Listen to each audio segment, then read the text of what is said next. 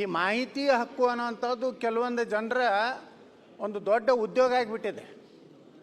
ಈಗ ಅವ್ರು ನೋಡಿಬಿಟ್ರೆ ಅವರ ಮನೆ, ಅವರ ಕಾರು, ಅವರ ಅಂತಸ್ತು ನೋಡಿದ್ರೆ ಎಲ್ಲ ಅಧಿಕಾರಿಗಳನ್ನು ಬ್ಲ್ಯಾಕ್ಮೇಲ್ ಮಾಡೋದು, ಜನಪ್ರತಿನಿಧಿಗಳನ್ನು ಬ್ಲ್ಯಾಕ್ಮೇಲ್ ಮಾಡೋದು, ಇದೊಂದು ಕಾಂಟ್ರಾಕ್ಟರ್ಗಳನ್ನು ಬ್ಲ್ಯಾಕ್ಮೇಲ್ ಮಾಡೋದು, ನಿರಂತರವಾಗಿ ಈ ಮಾಹಿತಿ ಹಕ್ಕು ಅನ್ನೋಂಥದ್ದನ್ನು ದುರುಪಯೋಗ ಇವತ್ತು ರಾಜ್ಯದಲ್ಲಿ ಭಾಳ ಆಗ್ತಾ ಇದೆ.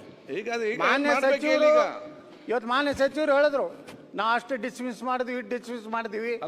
ಆದರೆ ಆ ಮಾಹಿತಿ ಹಕ್ಕು ಕೇಳೋರ್ದು ಏನೇನಿದೆ ಅವ್ರ ಮೇಲೆ ತನಿಖೆ ಆಗಬೇಕು, ಅವ್ರಿಗೆ ಏನಾದರೂ ಕಠಿಣ ಶಿಕ್ಷೆ ಆಗಬೇಕು.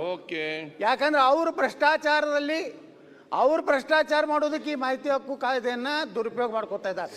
ಅದಕ್ಕೆ ನಾನು ಸರ್ಕಾರಕ್ಕೆ ಆಗ್ರಹ ಮಾಡ್ತೀನಿ, ಅವ್ರ ಬಗ್ಗೆ ವಿಶೇಷ ಕಾಳಜಿ ಕನಿಕರ ಬೇಕಾಗಿಲ್ಲ. ಅವರು ಭ್ರಷ್ಟಾಚಾರದ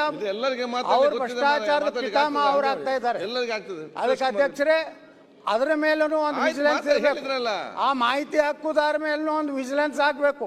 ಅದು ಅವರ ಆಸ್ತಿ ಪಾಸ್ತಿನೂ ಸಹ ಇವತ್ತು ತನಿಖೆ ಆಗಬೇಕು.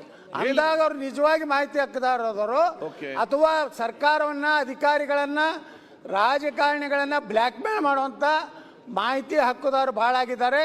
ಇದಕ್ಕೆ ಒಂದು ರೀತಿ ಕಂಟ್ರೋಲ್ ತರುವಂತ ಕಾನೂನನ್ನ ರಾಜ್ಯದಲ್ಲಿ ಜಾರಿ ಮಾಡಬೇಕು.